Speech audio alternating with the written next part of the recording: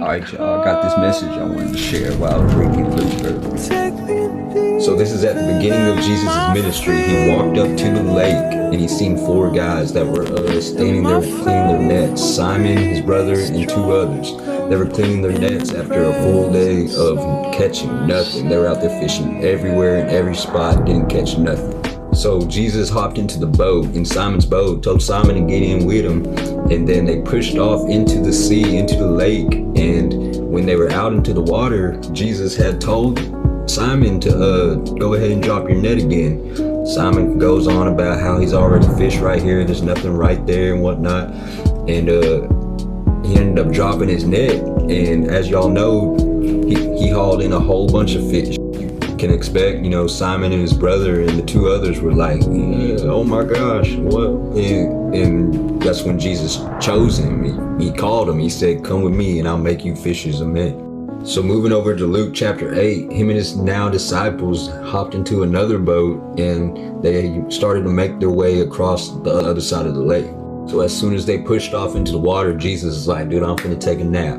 When he did, as soon as he did, the waves started raging and the wind started howling and the disciples started freaking out, you know what I mean? So they ran over to Jesus and they was like, Master, do you not care? We're gonna perish, do you not care? Jesus immediately stood up and calmed the storm at the sound of his voice. Then he looked over at his disciples and he told them, where is your faith? So my question for you is, are you in a storm? Is the wind and the waves, and are they crashing against your life and your faith? Are you praying? Are you fasting? Are you doing the right things in life? Are you doing everything you can to follow Jesus, but it seems like things are just coming at you left, right? Do you feel like maybe Jesus is asleep, like he's not hearing you, like your prayers are falling on deaf ears? I want to encourage you not to lose your faith.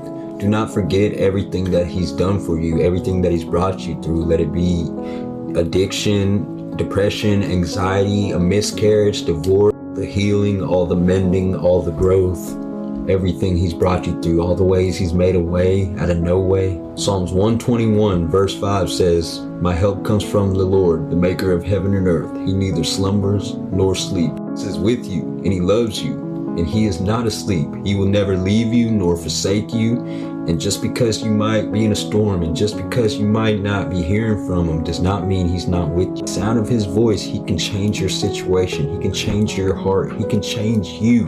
He can set you free from anything that's raging up against you in your life right now. At the sound of his voice, he can stop anything he wants to. He can calm any storm in your life.